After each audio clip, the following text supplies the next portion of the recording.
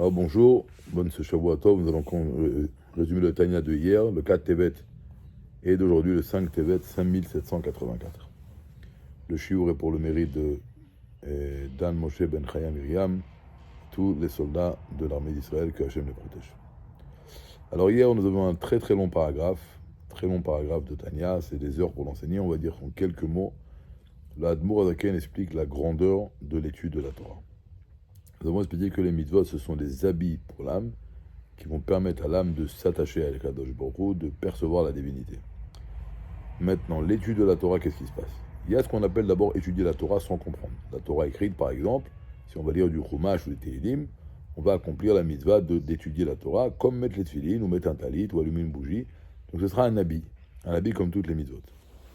Mais il y a la mitzvah de Yediat la Torah. C'est pas seulement qu'on lit la Torah, on la comprend.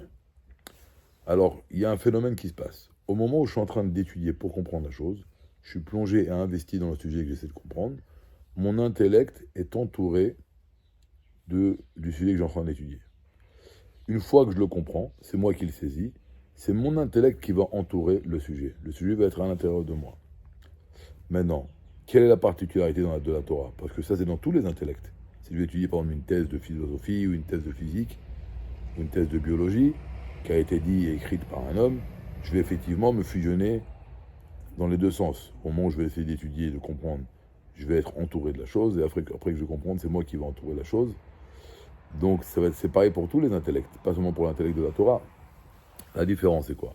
C'est que l'intellect, par exemple, du biologiste et le biologiste lui-même sont deux choses différentes, sont deux entités différentes. Donc, en étudiant l'intellect du biologiste, par exemple, je ne vais pas m'attacher avec le biologiste lui-même, avec seulement sa pensée, son intellect. Alors que la Torah, lorsque j'apprends une Mishnah, par exemple, le cas de la Mishnah, c'est l'intelligence de Dieu. La loi qui a été tranchée dans la Mishnah, ça, c'est la volonté de Dieu. C'est la volonté de Dieu. Et on a appris déjà que Dieu et son intellect et sa sagesse et sa volonté sont une seule chose. Donc c'est quoi la Mishnah, la Gemara ou Shulchan Aruch, peu importe. C'est Dieu. Donc lorsque je suis en train d'étudier, qu'est-ce qui se passe? Mon intellect est entouré de Dieu, et au moment où je comprends la chose, c'est moi qui l'ai saisi, c'est moi qui entoure Dieu. Maintenant, le Rabbi explique que dans chaque intellect, il y a toujours un point profond qu'on ne va pas comprendre, qu'on ne va pas saisir. Tout ce qu'on comprend, ça reste quelque chose qui est incompréhensible. Et donc, même une fois que j'ai compris et que je saisis le sujet, en vérité, je suis toujours entouré du sujet. Et donc, le Hadmour Aken dit que matériellement, il n'a pas un exemple qui pourrait nous ramener pour nous faire saisir cette notion. Parce que matériellement, c'est où j'entoure quelque chose, où je suis entouré par la chose. Mais au même moment, saisir la chose et être saisi par la chose, matériellement, ça ne peut pas avoir lieu. Alors que spirituellement, au moment de l'étude de la Torah, ça a lieu. Quand j'essaie de comprendre, je suis entouré. Après que j'ai compris, c'est moi qui entoure. Et puisqu'il y a toujours un niveau que je n'ai pas compris, en entourant, je suis encore entouré. Je saisis et je suis saisi. Et ça, c'est une élévation pour l'âme qui est extraordinaire. L'Admour Aken ramène un exemple. Par exemple, un homme va étudier que Shimon dit comme ça, et Rouven dit comme ça, et la loi va être comme ça, etc. Pourquoi il ramène Dafka cet exemple? On parle de quoi ici? On parle de deux hommes dont la Gemara traite un sujet, les deux amènent un argument, et il y en a un qui ment. Et les sages sont en train d'essayer d'éclaircir le sujet, qui dit les mots de vérité et qui est en train de dire du mensonge. Alors on aurait pu penser qu'en étudiant un passage comme ça dans la Torah, bon, c'est un peu banal, c'est un peu grossier, donc là-bas, on ne va pas effectivement se fusionner avec la divinité. Non, c'est pour ça que l'Admour Azaken, il ramène cet exemple, pour dire que tous les sujets qu'on va étudier dans la Torah, ce fusionnement avec Dieu va avoir lieu. Et le Rabbi fait un diouk dans les mots du Tanya, une précision, que ça c'est même si on étudie la Torah, pas l'Ishma, pas pour le nom de Dieu, mais quand même cette fusion va avoir lieu. Maintenant, il y a des sujets dans la Torah qui sont traités, mais qui n'ont jamais existé, qui n'ont jamais eu lieu. Par exemple, une ville remplie tous des idolâtres, ou un enfant déjà depuis son plus jeune âge qui se comporte de façon tellement grave qu'il faut le tuer. Alors on pourrait penser, bon, quand on étudie des cas qui sont vécus, qui sont actuels, qui existent, alors là, ce fusionnement a lieu, mais peut-être quand on étudie des sujets comme ça, qui sont juste théoriques, alors le fusionnement avec Dieu n'a pas lieu. On dit que non, effectivement, même à ce moment-là, le fusionnement avec Dieu, dans les deux sens, va avoir lieu. Le Admour Azaken fait un petit point très très important. Quand on étudie la Torah, d'abord il y a une mitzvah. D'étudier la Torah, donc on est habillé par une mitzvah comme toutes les mitzvot. En plus, quand on comprend la chose, puisque la Torah pénètre en nous, ça devient également un aliment, comme on a mentionné ultérieurement. À part ça, quand on étudie la Torah à voix haute, on va amener un autre habit, encore plus haut, qui est plus haut que tous les habits qu'on a dans toutes les mitzvot.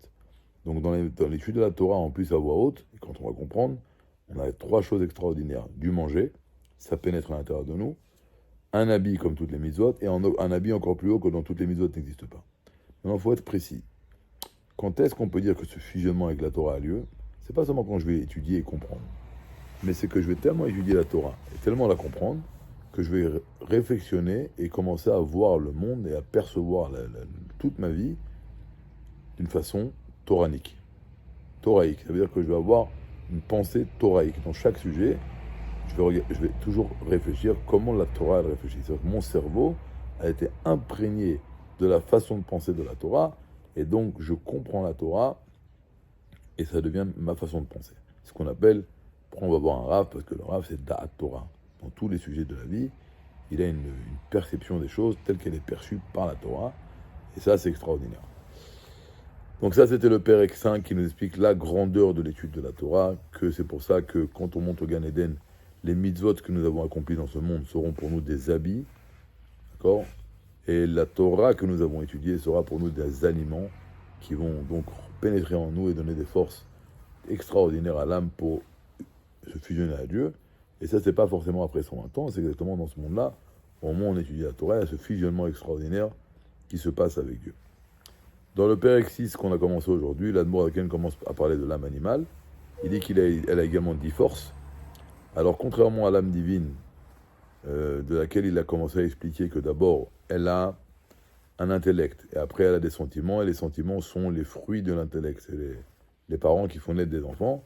Là, d'abord, il parle que l'âme animale, elle a des sentiments. Pourquoi? Les sentiments de l'âme animale n'ont pas besoin d'une réflexion pour être mis en éveil. Lorsqu'on passe devant une boulangerie et on sent une bonne odeur d'un croissant, on ne doit pas méditer sur la grandeur du croissant pour en avoir envie. La pulsion se réveille automatiquement. Donc dans l'âme animale, les sentiments ne sont pas le fruit d'une réflexion.